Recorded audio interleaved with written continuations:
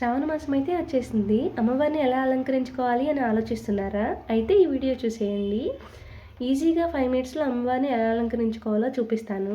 మన ఇంట్లో ఉన్న ఒక బ్లౌజ్ పీస్‌ని తీసుకొని నేను వీడియోలో చూపిస్తున్న విధంగా అయితే ఫోల్డ్ చేసుకొని పక్కన పెట్టేసుకోవాలి.